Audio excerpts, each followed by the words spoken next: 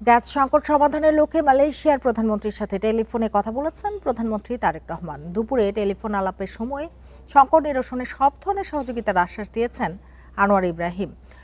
এ নিয়ে আলোচনা করতে রাজধানী ধানমন্ডি থেকে আমাদের সঙ্গে যোগ দিয়েছেন বাংলাদেশ ট্যানার্স অ্যাসোসিয়েশনের সভাপতি শাহিন আহমেদ। জনাব শাহিন আহমেদ, আপনাকে স্বাগত জানাচ্ছি ইন্ডিপেন্ডেন্ট টেলিভিশনে। যেটি জানতে চাইবো আপনার কাছে যে গ্যাস ছাড়া ট্যানারিতে বিকল্প কোনো ব্যবস্থা নেই? ধন্যবাদ আপনাকে। আসলে গ্যাসের বিকল্প আমাদের কাছে কিছুই নেই, কারণ আমাদের যে হেভি ইন্ডাস্ট্রি, সেই ইন্ডাস্ট্রি পরিচালনার ক্ষেত্রে আপনার কিন্তু আসলে রিনিউয়েবল এনার্জি অর্থাৎ সোলার এনার্জি কোনো এখানে আপনার কোনো সিস্টেম নেই। বিশেষত সোলার এনার্জি দিয়ে আমাদের এই বড় ইন্ডাস্ট্রির মেশিন চলবে না কোনোভাবে।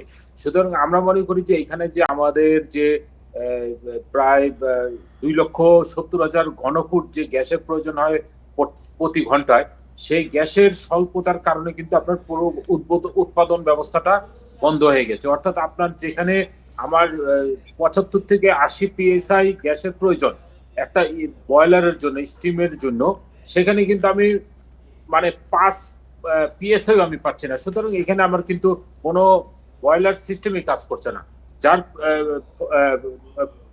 ফলশ্রুতিতে কিন্তু আপনার আসলে আমরা কিন্তু উৎপাদন করতে পারছি না, এবং আমাদের রপ্তানি কিন্তু এটা কিন্তু রপ্তানি বাজার হারানোর সম্ভাবনা আছে। কারণ আমাদের যে বিদেশি ক্রেতারা আছে, সেই ক্রেতাদের আস্থা যদি আমরা ঠিক অর্জন করতে না পারি, অর্থাৎ আমরা যদি লিড টাইমটা ঠিক মতো মেনটেন না করতে পারি, তাহলে কিন্তু এই বায়াররা কিন্তু আমাদেরকে অর্ডার দিবে না, এবং ভবিষ্যতেও আপনার তারা এই দেশের থেকে আপনার বিমুখ হবে। জি, শুধু এই কারণেই কি রপ্তানি আদেশ বাতিলের শঙ্কা তৈরি হয়ে গেছে? অবশ্যই, কারণ আপনি যদি একটি বায়ার যে সময় অর্ডার নেয়, তারা কিন্তু লেদার গুডস ফুটওয়্যার তৈরি করার ক্ষেত্রে তাদের সেই লিড টাইম ম্যানেজ করেই কিন্তু আপনার সেই অর্ডারটা আমাদের কাছে প্লেস করে।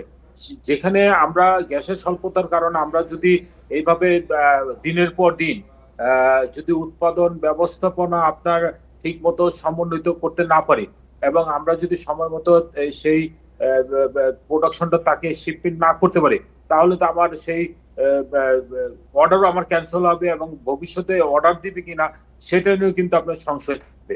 সুতরাং আমি মনে করি যে সার্বিকভাবে এটা কিন্তু ন্যাশনাল ক্রাইসিস। আমি মনে করি যে বিশেষত যে আমাদের শিল্পে যে গ্যাসের প্রয়োজন, এটা যেহেতু একটা আপনার পচনশীল শিল্প, এটাকে কোনোভাবে আপনার টিকিয়ে রাখতে হলে আপনার এটা আমার 24 আওয়ার্স গ্যাসের প্রয়োজন হবে। সেই ক্ষেত্রে কিন্তু আমার আপনার গ্যাসটা খুব জরুরি।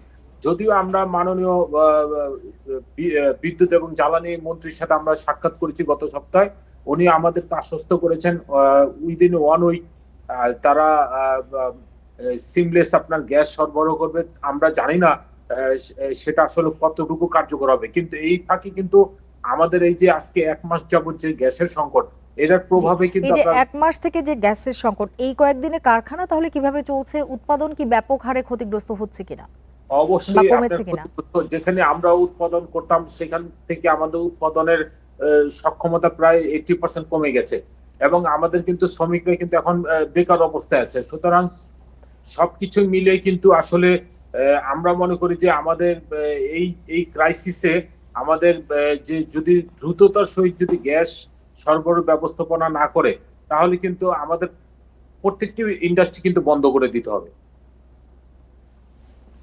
জি, সেক্ষেত্রে একটু জানতে চাই যে পরিস্থিতি সামলানোর জন্য আপনারা কি কোনো পদক্ষেপ এরই মধ্যে নিয়েছেন কিনা? আপনি বলছিলেন যে জ্বালানি প্রতিমন্ত্রীর সঙ্গে আপনারা দেখা করেছেন। আর কোনো পদক্ষেপ কি আপনারা নিয়েছেন? আমরা জ্বালানি মন্ত্রী মহোদয়ের সাথে দেখা করেছি। আমি ব্যক্তিগতভাবে আমি তাকে অনুরোধ করেছি, তাকে আমরা বলেছি যে এই চামড়া শিল্পের যে 2,60,000 ঘনফুট গ্যাসের প্রয়োজন হয় প্রতি ঘন্টায়, সেই গ্যাসটা যাতে আমরা কোনো প্রবলেম ছাড়া আমরা পাই, সেটার ব্যাপারে প্রয়োজনীয় ব্যবস্থা গ্রহণ করার জন্য। যদিও উনি আশ্বস্ত করেছেন, কিন্তু আমরা কিন্তু এইটার কোনো আশার আলো এখন পর্যন্ত দেখিনি।